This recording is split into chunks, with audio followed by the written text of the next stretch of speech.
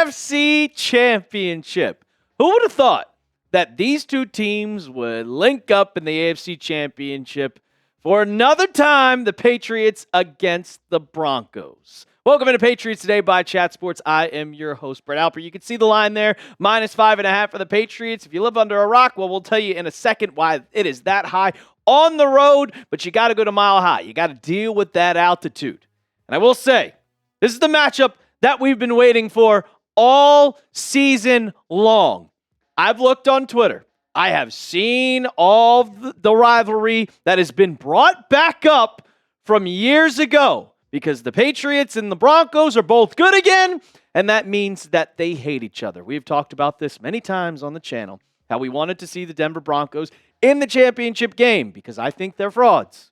Well, we all got what we wanted, and I'm feeling a little deja vu because it's the 10-year anniversary in January 24th, 2016 was when the last time the Patriots had to play the Broncos in the AFC Championship game. Tom Brady ended up losing that Super Bowl, and Gostkowski missed a field goal or missed an extra point, and it was an awful, awful game. I still have chills, PTSD from that, and when I have to hear the incomplete chant from the Denver Broncos, I'm going to get very, very mad. But hopefully, we get something a little different this time around. If you wanted to know the full schedule for the AFC for the championship Sunday, we got the Patriots and the Broncos up first at 3 p.m. Eastern time, and then whoever wins that game will take on the winner of the Rams and the Seahawks. We're going to preview this whole entire matchup, but you guys know the deal. This is going to be a big rivalry. And it has been this whole entire year between Patriots Today and Broncos Breakdown. I want host Trace Moustakis to go home crying. I want it to end his season because he's talked a lot of trash, and I'm tired of it. So go ahead, if you love the Patriots, and let's shove it in Moose's face that we can beat him in the sub battle. So go ahead, hit that sub button right now. Let's beat the Broncos Breakdown on the field and on YouTube. We're also going to do a joint live on Thursday for all you guys that are going to have a little fun with us. Here are some injuries to look for Sunday's game. Carlton Davis, we do not know the extent of his head injury. He suffered a concussion in yesterday's win over the Texans. He was taken out. Matt Collins and Joshua Farmer are the two other injuries that you want to look at. Those two guys were on IR, and they have missed the last 4 weeks. But according to this tweet, and if you guys didn't know, that they are eligible to return off IR. Well, Mike Vrabel went to the podium this morning, and they asked him, are they going to return to practice? And it was a little different because when we saw Will Campbell, he said, he will practice this week. When it came to every other player on the team that is eligible to come back from IR, like Milton Williams, he said they will practice this week. Well, he said they're still working through whether Matt Collins or Joshua Farmer will be able to practice. We'll find out on Wednesday when it's their first day of practice. For Carlton Davis, though, this is the same scenario as Gonzo. Gonzo suffered that concussion in the Chargers win, and he immediately cleared concussion protocol. He was in the red jersey on Wednesday, full participant Thursday and Friday, and played on Sunday. Hoping this is the same exact scenario because Carlton Davis, he was incredible on Sunday. 2 interceptions on C.J. Stroud. He made him look like a JV quarterback. So we need him out there. If not, it'll be Charles Woods or Alex Austin. All right, let's get to the news that shocked the world and changed the trajectory of this game completely. Sean Payton announced Bo Nix broke a bone in his ankle and is out for the season. So it will not be the two 2024 quarterbacks going up ahead against each other. It will be Drake May against Jarrett Stidham.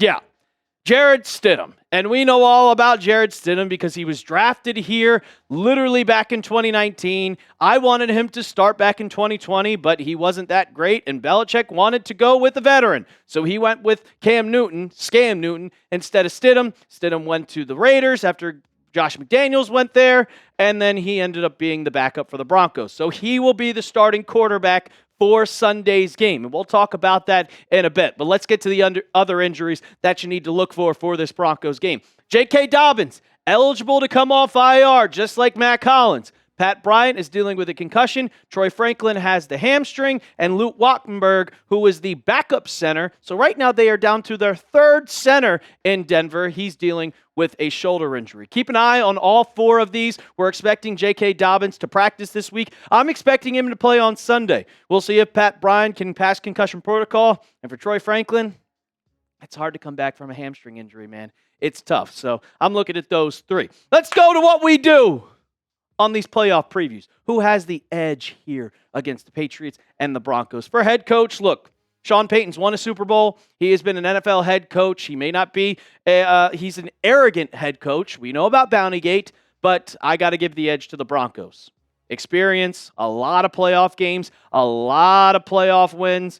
I would go with the Broncos here. Sean Payton, even though Mike Vrabel has proven himself to obviously be a very, very good coach. This is the second AFC Championship appearance that he will have, one with the Titans and now one with the Patriots. So the quarterback, even if it was Bo Nix, I don't care. Bo Nix, throw Nix, give me Drake May in 5.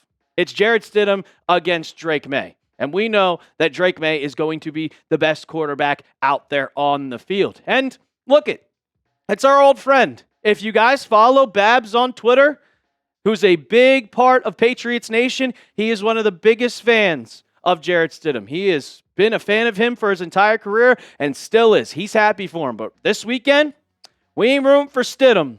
We are not rooting for Stidham. And he's been serviceable. I'm not going to say he's good. I'm not going to say he's awful. He's played 20 games in his career, which has been 6 years, less than 50% or less than 60% completion percentage. Only 1,400 yards total, 8 touchdowns, 8 interceptions, under 80 QB rating. And I want to say, I've seen a whole bunch of Broncos fans talking, well, Nick Foles, he was a backup and he beat the Patriots. Nick Foles was a serviceable backup who has started in the NFL before, who has started for the Eagles. Did you know that Nick Foles threw for 7 touchdowns in a game before? Yeah. Jarrett Stidham has 8 touchdowns in his career. This is a totally different scenario. So all the Broncos fans that are saying, well, we've seen backup quarterbacks do good. Totally different. It's different. Relax. For running back, wide receiver, and tight end, I'm also going to go with even. Look, if J.K. Dobbins plays, that heightens the running back room, and J.K. Dobbins and R.J. Harvey are kind of the same exact kind of duo as Ramondre Stevenson and Travion Henderson. They're kind of the same duo. For their tight ends, Evan Ingram is around the same as Hunter Henry. They're both solid. They can both block. And for the wide receivers, well, the Broncos have a lot of wide receivers, but no one really sticks out. Courtland Sutton is their number one, who had 1,000 yards. Our number one is Stephon Diggs. He had 1,000 yards. Their number 2 is Marvin Mims Jr. Well, our number 2 is Kayshon Boutte. I like both of these guys. They both can make catches. They both have made big plays in games. We saw the Mims touchdown against the Bills. We saw Kayshon Boutte's yesterday against the Texans. Wide receiver 3, 4, and then little Jordan Humphrey, it's kind of just average. These weapons are around the same as the Patriots and the Broncos. I think of them as alike, so I got to give the even. And then the offensive line, it's the Broncos. It is. It's simple as that. I'm going to make a video throughout the week, probably tomorrow or maybe the next day, and talk about the biggest problem with the offense. And it's right now, it's the offensive line. And if you want to look at the PFF grades that were yesterday, specifically the pass blocking grades against the Texans, you see Morgan Moses. He had a great game. Mike Onwenu was all right. He's not great.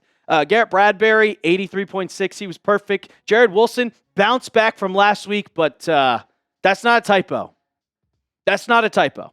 16.5, that is the worst I've seen from an offensive lineman for a PFF grade. Will Campbell has to play better. He has to play better because he struggled mightily against Will Anderson Jr. And Drake May, he got taken advantage of because he would drop back there and immediately have it knocked out. He had 4 fumbles, and I want to say only one of those fumbles was his fault. What was the other 3? Because Will Campbell could not hold his block. You're going up against Nik Bonitto now, who's just as good. We'll talk about the defense in a second. But if you can't hold up Will Anderson, what makes me think that you're going to hold up Nik Bonitto? It's a big question that I have. And it makes me a little bit nervous because The reason why it took so long for the Patriots to get their offense going, because they had no time to throw, because the offensive line could not hold up. I'm a little nervous, but I'm more confident against the Broncos defense than I am against the Texans defense. You let me know down in the comments section. Are you nervous about the offensive line? Give me a Y for yes, or give me an N for no down in the comments section. We're going to get to the rest of who has the edge on defense, but first I got to tell you about our sponsor of today's show, and that is Prize Picks. The big game is almost here, and there's no better way to cash in during America's biggest sporting event than on Prize Picks, where it always feels good to be right. And since the big game is right around the corner, that also means it's your last chance to get into the football action before next season. So close the season out right with Prize Picks by getting $50 instantly in lineups when you play your first $5. Prize Picks is simple to play. Just pick more or less on 2 to 6 player stat projections, and if your picks are right, you can cash in. We have a good feature on Prize Picks. It's early payouts. If your player gets off to a hot start, you now have the option to cash out those winnings before the game even finishes. And if you don't know what lineup to pick, well, there's a new social feeds feature. You can share Prize Picks lineups with your friends, copy them from winners with a single click, and copy you like or use them as inspiration for your own picks. And if you want some inspiration this weekend, well, I got a lineup for you. I got Drake May, the more on passing yards, 199.5. Then we go to the other game. Cooper Kupp, give me the more on receptions. All he needs is 2. And then Devontae Adams, I like the receptions on that one. Also, give me the more, 3.5 for Adams. Make a lineup just like that when you download the app today and use code CLNS to get $50 in lineups after you play your first $5 lineup. That's code CLNS to get $50 in lineups after you play your first $5 lineup. Prize Picks. It's good to be right. All right, let's take a look at the defense. Who has the edge on the interior defensive line? I'm always going to go with the Patriots. The only time I'm probably not, and this is a spoiler alert, if we go to the Super Bowl and we have to play the Seattle Seahawks, because DeMarcus Lawrence and Byron Murphy, they might have the edge over the Patriots on interior. But that's the only team, because if you have to go up against any other people, like Milton Williams and Christian Barmore, it's going to be the Patriots every time. Just look at the playoff stats through 2 games here for these 2 interior defensive linemen. Milton Williams has been absolutely incredible, worth every single penny. He is the reason why he's worth $100 million. 5 tackles, 2 tackles for loss, 2 sacks, 9 pressures, and PFF grade of 80.2. Christian Barmore, not as good as Milton, but still 5 tackles, getting 6 pressures on the quarterback, 65.3. That's above average. I'm still taking these 2 over any single person. I love seeing them on the field, and I can't wait to see Milton Williams bust through that offensive line and sack Jared Stidham. Wish he was sacking Bo Nix, but he's sacking Jared Stidham. For the edge, it's the Broncos. It's 100% the Broncos. It is the Broncos. Just if we want to go 1-2, who's number 1 in the NFL at edge rushers? It is the Houston Texans with Will Anderson Jr. and Danielle Hunter. Who's second in the NFL? Well, it's the Denver Broncos with Nik Bonitto and Jonathon Cooper. The stats don't lie. 14 sacks for Nik Bonitto, 8 sacks for Jonathon Cooper. That is 22. It's a lot less than Will Anderson and Danielle Hunter, who combined for 27, but 14 tackles for loss, 46 tackles, 50 tackles, 8 tackles for loss. Like, these guys are threatening. You have to watch out for them. You don't really have to watch out for their interior. You don't have to look out for their secondary that much, which we'll get into a second. But those edge rushers, specifically Nik Bonitto, and Nik Bonitto is going to be lined up on Will Campbell. And I'll say it again, Will Campbell, you got to lock in. He was very, very pissed off at himself for how bad he played. He was really mad. He wasn't happy they got the dub because he wants more. He knows how good he can be. So, got to be better. Have to be better. For the linebackers, I got to pick the Broncos. I mean, they have Dre Greenlaw. They have Alex Singleton. And for us, I like Bobby Spillane, Christian Ellis. They're going up against the Ellis brothers. Jonah Ellis is going up against Christian Ellis. The linebackers is very, very close. It's very, very close, but I'll give the edge to the Broncos. For the secondary, people are probably going to argue if Broncos fans are watching this video. They're going to laugh. But I'm taking the Patriots in the secondary. I don't care what any single person says. Christian Gonzalez is better than Patrick Surtain. You can write that down on copy. And guess what? Riley Moss is going to get cooked on Sunday. Now, if Carlton Davis doesn't play, you kind of have to give the edge to the Broncos. But if you're going bar for bar, give me Marcus Jones over Riley Moss. Give me Christian Gonzalez over Pat Surtain any day of the week. And for special teams, I got the Patriots. Love Bryce Behringer. Love Marcus Jones in the return game. I love Andy Borregales.